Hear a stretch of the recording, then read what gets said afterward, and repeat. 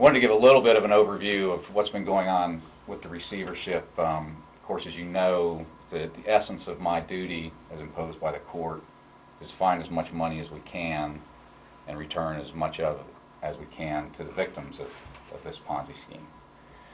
We have on hand something over $320 million at the time right now. I believe that there are still tens of millions of dollars held by financial institutions that should come to the receivership. Some of that is overseas. There are some challenges in finding that and seizing it. We're working closely with the Secret Service, the SEC, and the U.S. Attorney's Office to do that. So we're going to bolster that amount fairly significantly, we think. Also, the court ordered and allowed a claims process that went from May till September so that the victims could file their claims. And we had, during that 120 days, excuse me, about 170,000 claims were filed.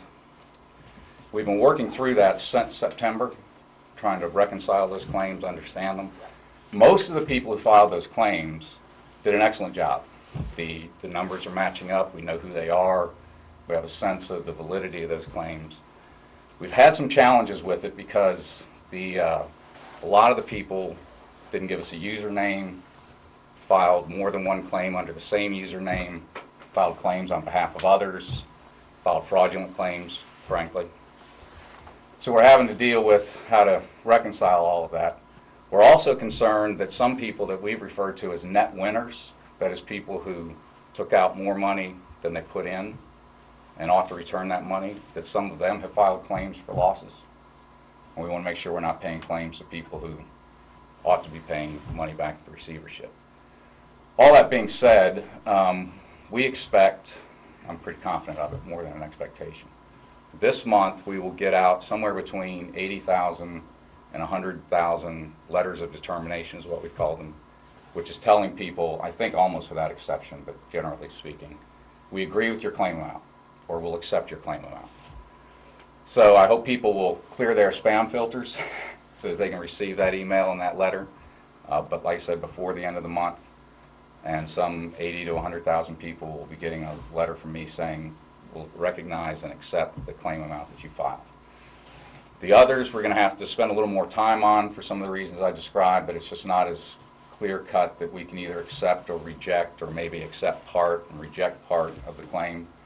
We're going to work quickly on that. I would ask people of this 170,000, if you don't get your email by the end of this month, you'll get one, and we're going to work as quickly as we can. The remedy for that is to not send me an email and ask me, what your claim status is. You might be surprised to know how many emails and phone calls I get from people asking, what's the status of my claim? And I'm wholly sympathetic to the concern of folks, but I really can't answer 170,000 emails or phone calls. So it's not a very efficient way to spend receivership assets and a good use of my time or anyone else's. So we're going to get to folks, and I want them to understand that and know it and feel comfortable with the process.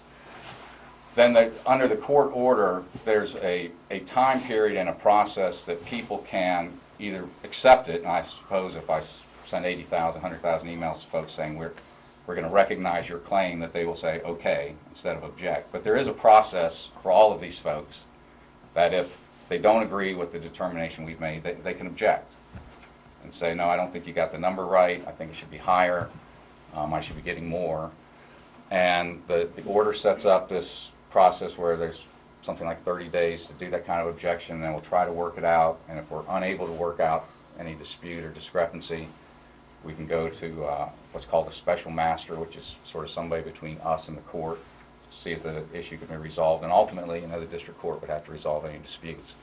So that time period is going to have to run a little bit, because we have to give people the opportunity to get the letter, review it, have objections if they want to, let us try to work it out, and then we can settle on it. How much do we have in legitimate, recognized, approved claims? And once we do that, I'm very anxious to get most of this $320 million plus out of our accounts and back into the hands of the victims. I've gotten some questions, as you might guess, why I'm sitting on the money so long. Well, I can't give it out to people until we know what the legitimate claims are and how much we have to give out.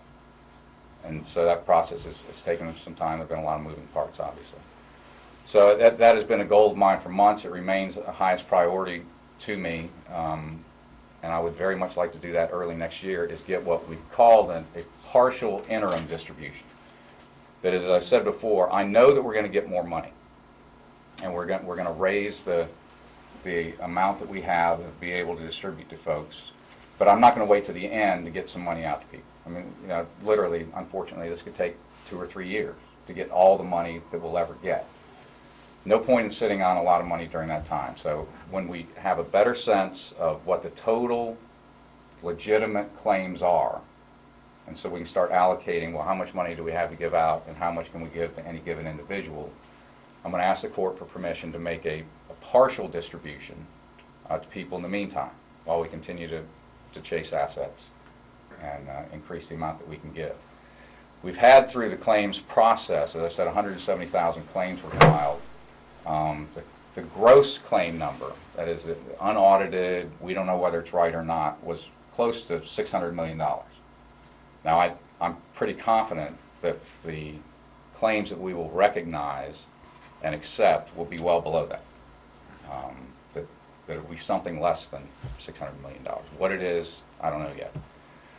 But that being said, let's even just use the $600 million claim. We've got well over $300 million now. We're going to get more. So I remain confident that we will be able to make the victims whole to an extent greater than 50%. I mean, if you just do the numbers, we'll be able to get, I think, more than 50 cents on the dollar back to people, which is some consolation to them and some frustration to them, I know. But for a receivership, that's nearly unprecedented. That's a pretty high rate of return, and we're very happy about it. Obviously, I wish it could be more. In those efforts to get more money that we can give back to the victims, we're doing several efforts. I mentioned the fact that we're still chasing what I believe is tens of millions of dollars in financial institutions that ought to be coming to the receivership. On Wednesday, we asked the court, made a request to the court to be allowed to file lawsuits against what we've referred to as the insiders. That is the people who are running the operation. That would be Paul Burks, Dawn Wright Oliveras, and 4 or 5 others, the people that were intimately involved in running this thing. So we've asked the court for permission to sue them, and under the original order that appointed me receiver, I have to ask the court's permission to file a suit, or at least get leave is what they call it, the lawyers call it, to file a suit. So we filed that on Wednesday, asking for permission to do that. We've also asked for permission to file suits against what we've referred to as net winners. That is, as I said before, people who took more money out of this Ponzi scheme than they put in. Because really and truly, that's just other people's money. I mean, that's what we've referred to as the net losers, people who put in more money than they took out. That's their money. Because as in this Ponzi scheme or any other, you know, the winners got paid by the losers. The first people in got the money from the last people in. And that's why Ponzi schemes don't work, because eventually you run out of people to get new money from.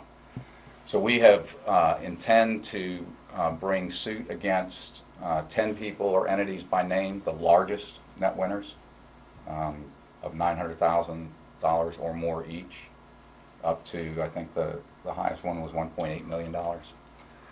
And then we want to sue some 9,000 others, these net winners, who took out a certain amount more than they put in. And those are just people within the United States. They're in all 94 U.S. district courts. They're in every state in the country. And that'll be a challenge, suing 9,000 people at once. But it's all to the effort of, you know, like I said, recapturing as much money as we can so we can make victims as whole as possible. Of those 9,000 plus people, there is potentially another couple of $100 million out there that we can get from those people. Now, I'm not thinking or even much less saying that we will get another $200 million. I mean, the process will be long. We will have to go through litigation. I expect some people to fight us pretty hard. And we hope to prevail. I think we will. We'll get judgments against those folks in various amounts. And then we have to try to collect it. And you know, no lawsuit like this will ever collect every dollar that you think you're entitled to. It's just not going to happen. I'm not going to begin to guess how much of that potential $200 million we'll get, but hopefully a lot. And that'll also let us get some additional money back to the victims. There's some 6,000 more people who are not United States citizens or residents who are net winners, and we're going to have to figure out, and that amount would be another several tens of millions of dollars that we could potentially get.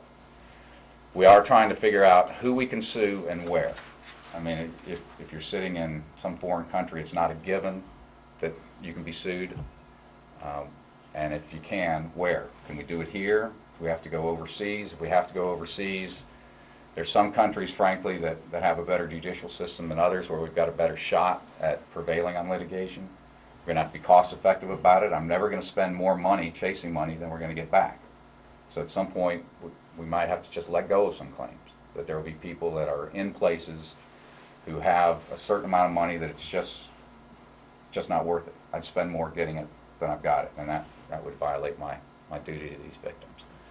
So all of that's going to take a good little while, which is why I'm anxious to make this interim distribution, get a bunch of money out the door while we try to collect some more, and then when we get to the absolute end, we'll send the rest of it out. We filed yesterday a proposed distribution plan for the district court's approval that laid out, and you can enjoy reading 30 or 40 pages worth of legalese if you want, but it lays out the process of how we suggest to the court that we be allowed to value claims, give people the process and the right to object if they wish, to come up with the final number or something that the court has accepted, and what order we're going to pay people in, that sort of thing. So we're setting a process in motion to get to the point where we can start getting money back out to people. And as I said, I'm very anxious to do that. That's the essence of my job. So that's the end of what I intended to say, but I'll answer any other questions that I know the answer to.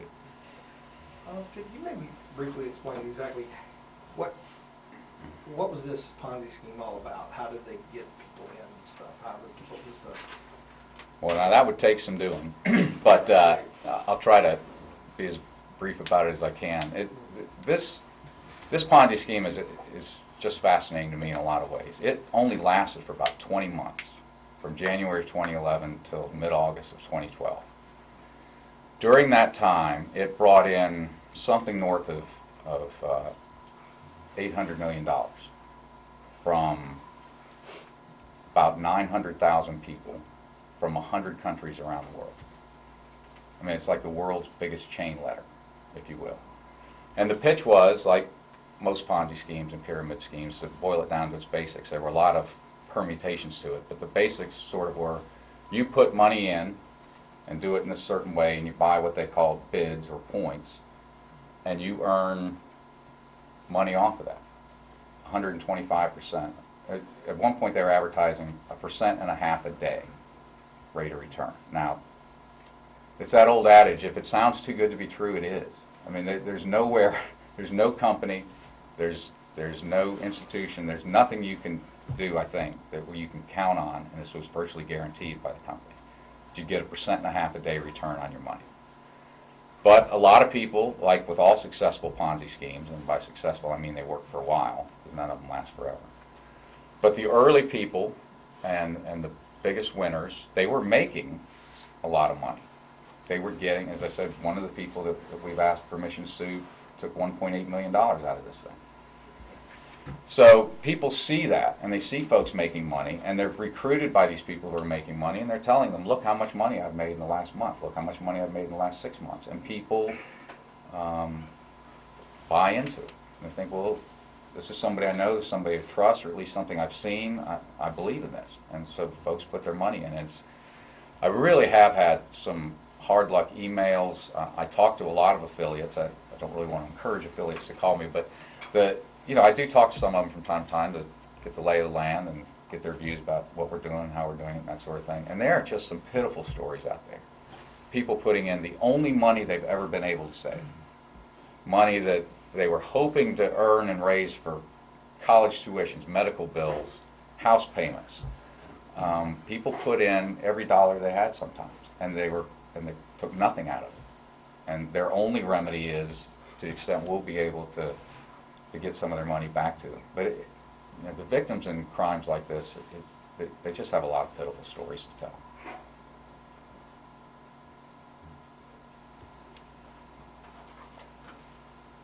Any chance that there could be possibility of criminal charges? Oh, I'm sure there is.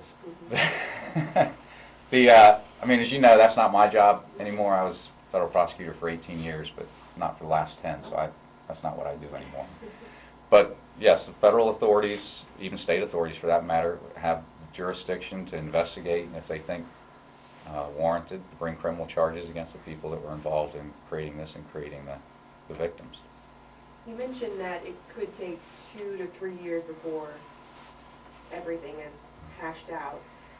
But you mentioned that you want to request partial distribution. Do you know how soon that could begin? A lot of that is going to depend on how quickly we can reconcile these 170,000 claims. Like I said, we're going to reconcile, that is, get letters out to the majority this month. And then we have to work through the other claims, because I can't go to the court and say, I have a pretty good understanding of what the total recognized legitimate claims are, and therefore please let me give out, you know, some number of dollars allocated this way until I know what the ultimate number of legitimate claims are. So it's a race against time in that sense. That we are going to work just as fast and as hard as we can to get through those claims so that we can go to the court with some confidence and say, we think we know the universe of potential claims as against how much money we have on hand right now, and then ask permission to do that. So I really hope it's in the first quarter of next year. I mean, that's been my goal, and I hope we make it.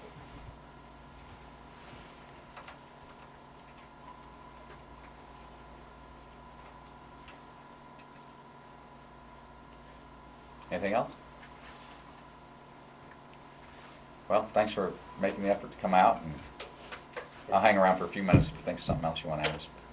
Thanks everyone for coming. Thanks everybody for coming, and we will be able to give interviews.